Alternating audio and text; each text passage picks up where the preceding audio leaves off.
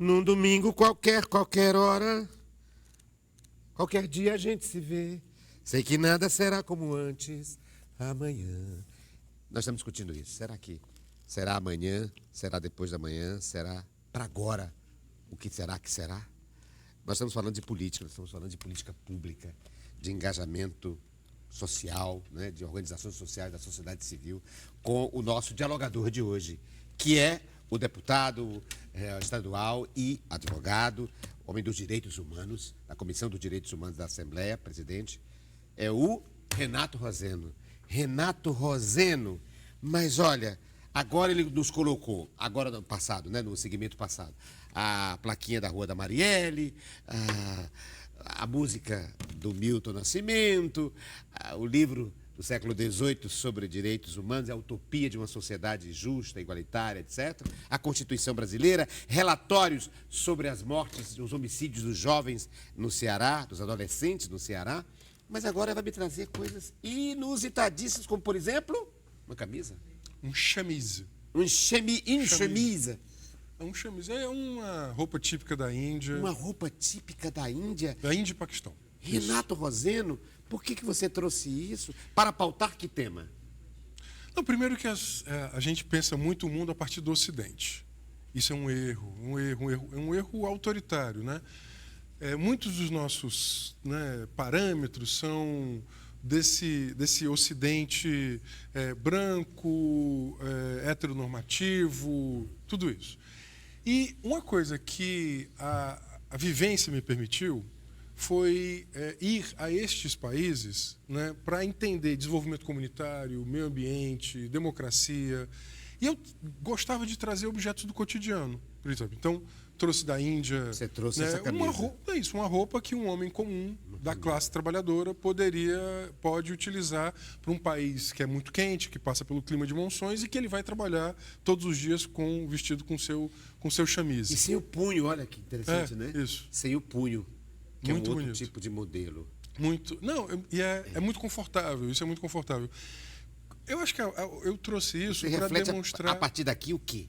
Primeiro, a relação profunda ambiente e cultura. Nós estamos falando de civilizações que são milenares, em que o colonialismo europeu chegou lá de forma destruidora e autoritária. E nós, que também somos colonizados, nós esquecemos de olhar, né, os demais. Segunda questão, não se pode querer mudar o mundo sem ter uma perspectiva internacionalista. É necessário olhar o mundo por inteiro. E a gente é muito europeizado, a gente olha muito para a Europa, olha pouquíssimo para a América Latina, para a Índia, né? E a gente não aprende com aquilo ali. Com as outras civilizações. Exato. E terceiro, né? Acho que assim, existe uma estética ali que ela permanece como resistência.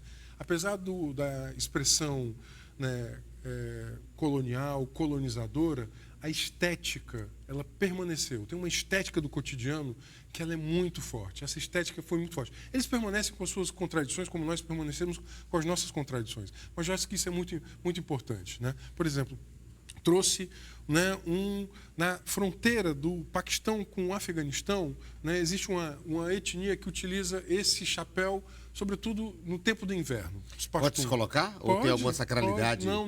Né? É um objeto do cotidiano. Tem que respeitar as sacralidades dos objetos. É um objeto do cotidiano. Como é o nome? Isso é Pashtun. Pashtun? A etnia é Pashtun. Pashtun. De onde? Do Paquistão, do fronteira Paquistão. com o Afeganistão. Com o Afeganistão. Interessantíssimo isso. E por que você trouxe isso?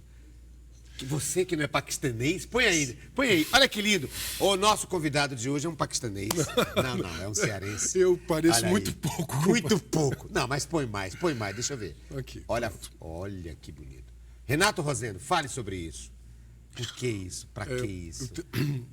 Não, porque os objetos do cotidiano, eles têm um saber muito profundo, né? Uhum. E é sobretudo nesses objetos do cotidiano que tem uma resistência, né, muito bonita dos povos que vivem do seu trabalho. Veja, eu fui nessa visita, nessa bolsa, no Paquistão a gente foi a comunidades muito pequenas, né, que eram comunidades montanhesas, que o grande dilema era como gerar energia, como se abastecer de água, ou seja, dilemas que eram dilemas ambientais e sociais muito profundos e que uma visão ocidental né, não compreendia como é que tecnologias que a gente poderia chamar, né, atrasadas, elas poderiam ser refuncionalizadas e virar tecnologias de ponta muito sustentáveis. Isso é muito interessante. Para mim foi um choque muito grande, porque eu cheguei com a mentalidade ocidental clássica, né, aquelas mentalidades do que é desenvolvido, do que não é desenvolvido, e fui entender o seguinte: existe um saber popular que ele precisa ser valorizado. Isso é importante para o Nordeste. O semiárido brasileiro é o semiárido mais populoso do mundo. E muitas vezes nós achamos que a saída para o Brasil, a saída para o Nordeste brasileiro é trazer indústria suja. Eu fico olhando, nós estamos aqui no Ceará fazendo renúncia fiscal de 1 bilhão e 600 milhões ao ano. Veja, e nós temos na agricultura familiar, na agricultura camponesa, no semiárido nordestino, tecnologias que poderiam ser refuncionalizadas e que poderiam ser absolutamente revolucionárias, né? Então, não poluentes. Não poluentes.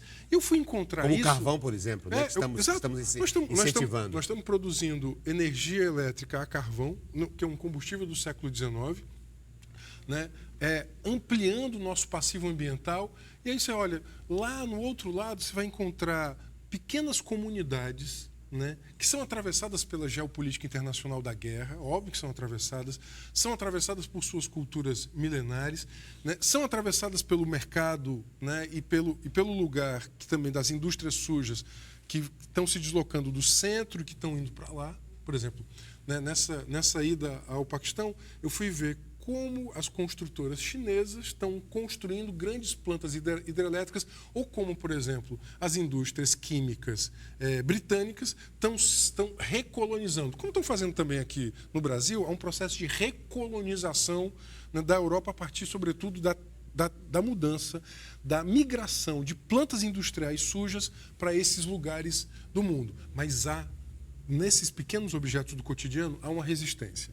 Veja, esses objetos, eles têm milhares de anos. Se você for, eles são feitos com o mesmo sentido, né, para dar conforto a esses homens e mulheres. E para mim foi muito importante, inclusive, ver os dilemas das mulheres, né, sobretudo querendo ampliar o seu poder, a sua autonomia nessas sociedades. Aprendi muito.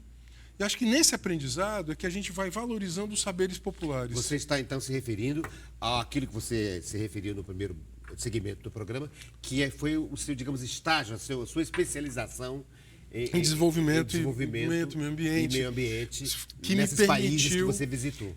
Eram países super populosos, o programa era estruturado para isso, né, com vivências em resolução de conflito, pensamento sistêmico e sustentabilidade. E assim, eu tenho absoluta convicção, sem ser catastrofista,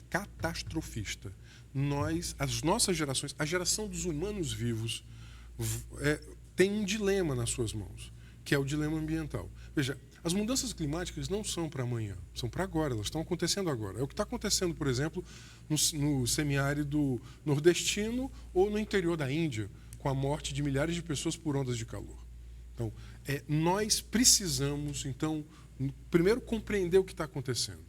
Segundo, fazer uma moratória das tecnologias destrutivas e aprender com os saberes milenares como é que nós podemos reencontrar a natureza. Porque o que a sociedade ocidental fez? Ela apartou o humano da natureza. Nós precisamos reencontrar o humano com a natureza. Porque a sociedade industrial, o que ela faz? Ela diz assim, a natureza é um recurso que eu posso dispor, explorar e destruir para construir mercadoria, conforto. Só que essa alternativa, ela durou aí seus 200 e poucos anos. Mas, sobretudo, os últimos 100 anos, que são os 100 anos dos combustíveis fósseis, né, nos colocaram no cataclisma. Não, nós temos que pensar o seguinte, nós temos que nos reencontrar com a natureza para a gente pensar formas de vida, né, que, inspiradas num saber, né, milenar, possam ser também saberes agora para o futuro. Tem o Eduardo Viveiro de Castro, ele diz uma coisa muito interessante. Quando ele olha para as populações tradicionais, ele olha para os indígenas e diz assim, olha, índio não é passado, é futuro.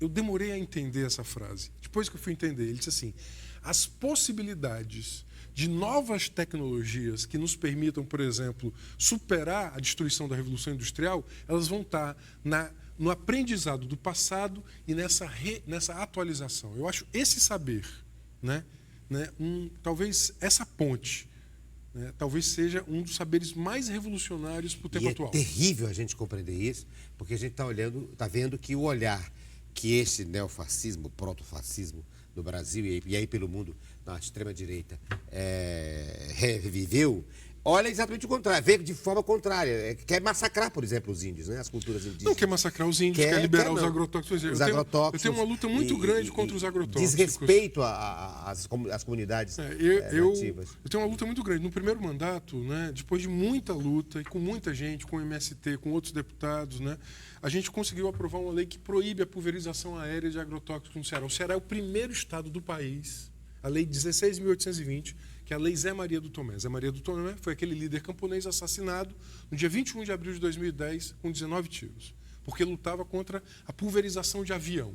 Veja, quando eu vejo hoje capa de jornal no Ceará elogiando a liberação de veneno, é uma tristeza, né? Como disse um grande amigo, é o fim do jornalismo, né? Ele disse hoje, o nosso Felipe Araújo, disse hoje no jornal, aliás, hoje não, há poucos dias atrás, ele disse: o jornalismo acabou, a imprensa acabou, né? Não, porque é isso. Compreender a inversão de valores numa manchete por causa de interesses de uma empresa, né? De interesse, uma empresa que tem tentáculos da imprensa, mas ao mesmo tempo tem interesses nos agrotóxicos e no agronegócio. Não, está tendo epidemia de câncer no mundo, em algumas regiões. Ele diz: o jornalismo acabou. Com muita,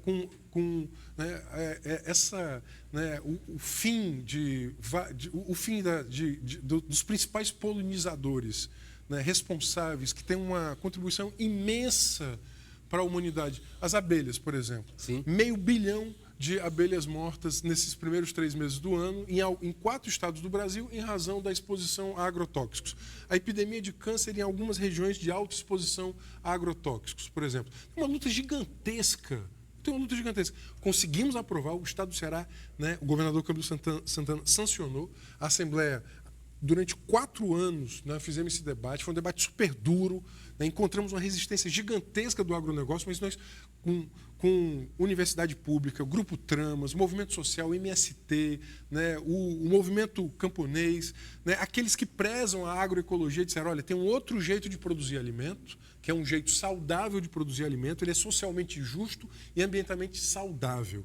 Né? Nós precisamos dessa lei para proibir a pulverização por avião de agrotóxicos no Ceará. O Ceará é o primeiro estado a proibir. Renato, agora, esse governo está liberando. Esse governo agora liberou. Você diz o governo federal. O governo federal liberou agora 262 itens de agrotóxicos. Isso. E a imprensa, ou uma parte da imprensa, parte dela celebrando. Uma grande parte se alia e defende. Vergonhosamente. Por isso que o Felipe Araújo diz: bom, a partir daqui a imprensa acabou. Nosso Como amigo... que se nós não tivermos a condição de nos indignar com isso, e a imprensa, como é que chama? Validar isto, estamos perdidos. E eu acho, veja você. Foi o Milô que disse: jornalismo tem que ser de oposição. Tem que ser de oposição. Ou então é secos e molhados. Ou é seco, ou é de oposição. Ele diz que jornalismo é tudo aquilo que alguém não quer que se publique, né? Se alguém favorece, não, né? Não, senão não teria os papéis do Pentágono, o Watergate, né? Não teria agora a Vaza Jato. A Vaza Jato, a Farsa Jato, enfim. Mas olha, eu estou aqui com uma camisa que o Renato Roseno me trouxe, ele disse que é da Índia. E aí, de quem que quando a gente fala na Índia, a gente se lembra de quê? A gente se lembra de Gandhi. E eu me lembrei logo de Gandhi e me lembrei da luta de Gandhi pela desobediência civil. E como nós estávamos falando no começo do programa, no primeiro segmento, sobre novas formas de resistência, me ocorreu colocar então aqui para que ele, né, se posicione, a gente dialogue sobre essa saída. Em que medida a desobediência civil seria um caminho para a resistência, para a transformação do que nada será como antes. Quando as instituições não fazem a democracia, o povo tem que fazê-la. Veja, essa é a questão central. Desobediência num país em que o poder do capital ele é violento, em que há uma guerra contra os mais pobres, que é isso que está acontecendo? Está tendo uma guerra contra os mais pobres. Pelo hiperencarceramento, pela morte, pela destruição do trabalho, do emprego, pela destruição da proteção social. Ou as pessoas se rebelam, a indignação é um bom começo. A indignação é um bom começo. Tem Uma pessoa que me influenciou muito foi um filósofo chamado Daniel Ben Said, que é um internacionalista, um socialista. Ele dizia assim: a indignação é um bom começo. Tem uma frase numa peça minha chamada Bravíssimo, eu não sei se você viu, Sim, vi. em que eu digo: a nossa dignidade depende da nossa indignação. Sem dúvida alguma. Sem dúvida alguma. A nossa dignidade depende da indignação. Isso. E daquela força que eu vi você fazendo em Sargento Getúlio, Sargento que eu nunca me Getúlio. esqueci. Eu era estudante de Direito. Olha que vi lindo. no Teatro Universitário. É verdade. E, né, aquela força, que era ali era um personagem brasileiro, né? A convicção. Ali se encontravam Brasis muito interessantes naquele texto do João Baldo. É uma espécie de samurai do sertão. É um samurai né? do sertão, em que ele era, de alguma forma, né, manipulado pelos interesses do chefão, oligárquicos, mas, por outro lado, ele se encontrava com ele mesmo. com seu profundo eu. Com o ali. seu profundo eu. É. Com as raízes, né? Isso, aquele texto. É tanto que o espetáculo eu saía do chão, se lembra? Sim, eu sim, saía sim. do chão como um E filho. caminhava, E voltava. e E já depois tinha eu não caminhava. Se arrastava. Eu se arrastava. Quer dizer, Era. eu não perdia. Eu gravei. Ali era o tempo, ali era regido por um mito, teatro radical, que é o que é a minha poética. É regida por mitos. E ali, aquele espetáculo era regido pelo mito de Anteu, que é exatamente aquele mito que não consegue sair da... Ele se nutre do telúrico. Ele se nutre da terra. Então, ele não tira. A grande força dele é porque ele ele não perde a relação com a sua terra, com o seu povo, com as suas raízes. Por isso que ele andava... Não, por isso que tem várias frases guturais, né, que vêm da terra, né? Eu amei aquela. Eu preciso refazer. Eu acho. Para os tempos atuais. Porque o Brasil não se reconhece mais. O Brasil não se reconhece mais no Brasil. Veja, que falta faz, né, um Cabral de Melo Neto, um João Baldo, um Florestan Fernandes. Porque é isso. Um Darcy Ribeiro. Mariano Suassuna. Né, você vê assim, o Brasil não reconhece mais o Brasil. Você perde o João Gilberto. Aquele que ocupa momentaneamente a chefia de Estado do país só consegue dizer: era uma pessoa conhecida. Como é que pode um negócio desse? É isso assim. E as coisas estão cada vez piorando, né? E aí você se pergunta: será que ninguém se indigna? Porque eu acho que assim, o sistema nos quer depressivos. A depressão intencionalmente construída e coletiva é uma arma do sistema. Nós não podemos nos permitir... Não podemos capitular. Não podemos. Não podemos capitular. A alegria é a prova dos 9. Alegria é a prova do 9, já disse Oswald de Andrade, lá atrás, lá no movimento Pau-Brasil e no movimento antropofágico, lá no começo, nosso Oswald de Andrade. Antes do objeto, que ele vai me trocar, vamos trocar de aqui de objetos. Eu trouxe um objeto para ele trouxe um para mim. Mas antes do objeto surpresa, a gente vai apresentar o último objeto trazido pelo nosso dialogador de hoje, que é o deputado Renato Rosendo, que é o quê? O Estatuto da Criança e do Adolescente. Mais pourquoi? Por quê? Para quê? Sobre que aspecto você quer abordar o Estatuto? Porque naquela democracia frágil, tênue, incompleta de 88, de 1988, surgiu... Eu gosto muito de contar essa história. As duas emendas com maior apoio popular do processo constituinte foram o Criança Constituinte, que era o Criança Prioridade Nacional, 1,5 milhão de assinaturas, e a emenda da reforma agrária. Eu digo que o Brasil de 88 era uma democracia de maior intensidade. Ele se sonhava. Por isso que a emenda da reforma agrária e a emenda que criou o artigo 227, que depois deu no Estatuto da Criança e do Adolescente, continuam sendo os exemplos de um país de modernidade inconclusa. Essa frase não é minha, essa frase é de Zé de Souza, que o país é um país de modernidade inconclusa, ou seja, aqueles direitos da antiga modernidade, eles não se realizaram. Escola para todo mundo, fim do trabalho infantil, né? Dizer que as nossas crianças não devem ser tratadas, né, como inimigas ou risco, mas, sobretudo, permitir-lhes, né, a dignidade humana. Eu aprendi isso no Centro de Defesa da Criança, no SEDECA, no Centro de Defesa da Criança e do Adolescente. Está aqui, ó, capítulo 1, Disposições Gerais, artigo 70. É dever de todos prevenir a ocorrência de ameaça ou violação dos direitos da criança e do adolescente. Então, assim, essa é uma permanente, eu acho que na democracia brasileira, um país que mata 30 adolescentes por dia, aqui no estado do Ceará, 16 por semana, ele está muito adoecido. Muito adoecido. E aí me lembra uma frase fundamental do Milton e do Fernando Bran, no Coração Civil. O Coração Civil. Eu quero ver os meninos e o povo no poder. Os meninos E o povo no poder. É frase citada aqui pelo nosso dialogador de hoje, que é Renato Rosendo, a quem eu vou transferir, repassar o objeto surpresa que eu trouxe e de quem vou receber o objeto surpresa. Chegou a hora do objeto surpresa, é quase o fim do programa, eu trouxe um para você. Daqui a pouco eu peço que você abra e me quer que você me dê o meu, que você me trouxe. Eu acho que eu vou abrir primeiro o que ele me trouxe, que eu estou achando mais curioso do que o meu. Deixa eu ver. Parece uma garrafa. Parece assim uma garrafa. Bom, vamos ver o que tem aqui dentro. O que foi que o advogado e presidente da Comissão dos Direitos Humanos da Assembleia, deputado pelo PSOL, Renato Rosendo, me trouxe. É uma garrafa mesmo, com um copinho e tudo. De quê? Mel de abelha. Do MST. Do MST. Ah, vamos comer, vamos tomar um pouquinho. Em tempos amargos, Vamos tomar um em pouquinho. tempos em que as pessoas estão celebrando o agrotóxico, é bom celebrar um mel sem agrotóxico, que vem É do mesmo? movimento camponês do país. Deixa eu te dizer uma coisa que você não sabe, mas você vai ficar muito feliz de saber.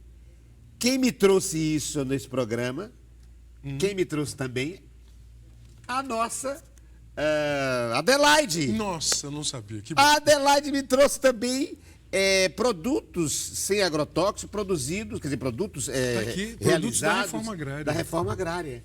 Pronto. Vamos É uma vida menos amarga. menos amarga e sem agrotóxico mesmo, hein? Em tempos amargos, Ele me trouxe mel. Renato Rosendo, mel de abelha puro, sem agrotóxico.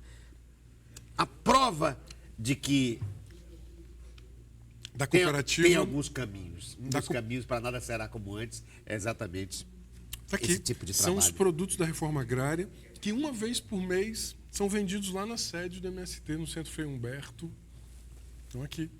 Então, veja, nós precisamos criar alternativas. Porque se você acha que o poder pode tudo, aí você nem se mobiliza. Não, o poder não pode tudo. Eu não falei disso, dessa contradição que eu disse que ia anunciar e não falei. Do fato de você defender que estaria fora, a ideia de transformação viria fora das instituições, e, no entanto, você está numa delas. Eu tinha anunciado que discutiria isso nesse segmento e não discuti. Foi. O meu papel nessa institucionalidade é ecoar e resistir. Tanto é que eu digo, o tempo é de resistência. Avançar se dá na rua. É isso. O avanço se dá na rua. Ele não se dá só nas institucionalidades. Porque as institucionalidades, elas um tanto estão marcadas, sobretudo, por essa lógica, né, autoritária, em que, obviamente, aqueles que temos um viés, né, democratizante, em favor das maiorias, estamos, né, em minoria. Por isso mesmo, qual é o meu papel lá? Ser um porta-voz das resistências.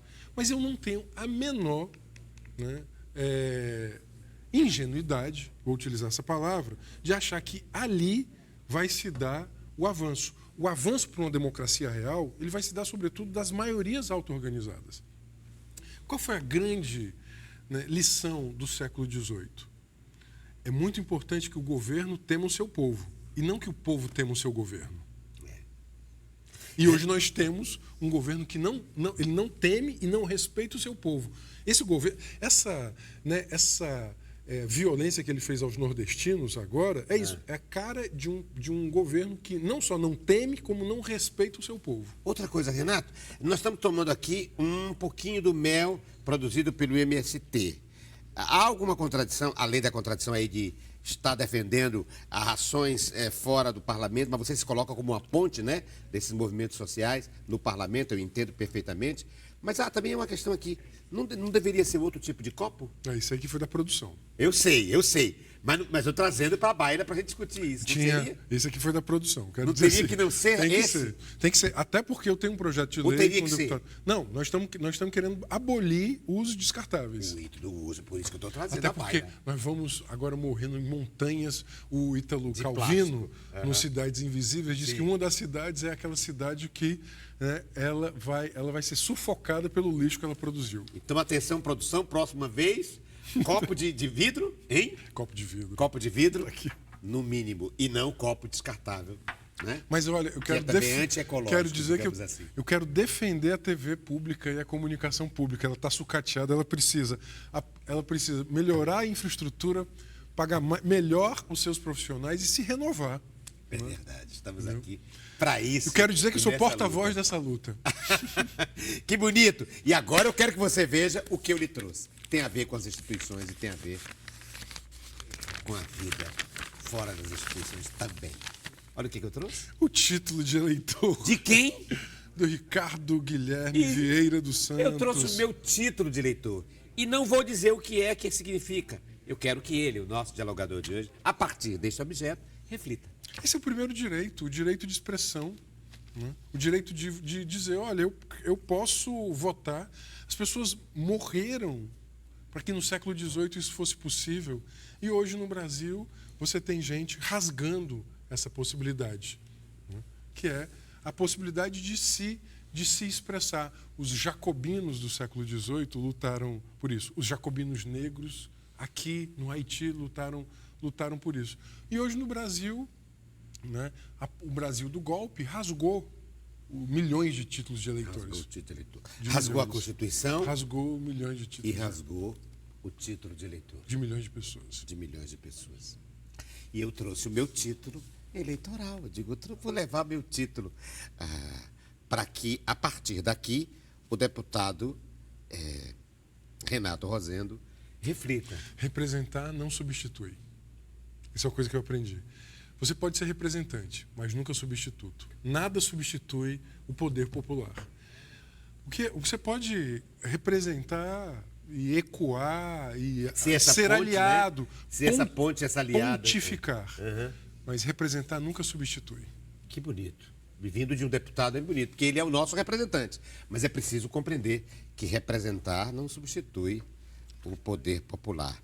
Portanto, não se pode apenas usar no processo eleitoral o título de eleitor, votar. Veja, é preciso porque continuar pressionando. A elite política, chegando perto, ela enfim. monopolizou o poder, né? A elite econômica virou elite política no Brasil. Sim, Ou a elite sim. política está a serviço da elite econômica. Com então, respaldo. ela acha que representar é a supressão do poder popular. Não. Né? Ela deveria estar, ela nunca esteve, ela nem está agora, né, a serviço do poder popular. Por isso que a gente diz, quanto maior o poder popular, menor o poder das elites. Por isso que era necessário ter mais poder popular. E essa é a nossa grande confiança. Nós estamos num país em que o presidente... Os meninos e o povo no poder. O presidente da Câmara diz que a Câmara não está ali para legitimar o que o povo decida ou queira. Né? Ele consegue dizer isso. O Brasil vive...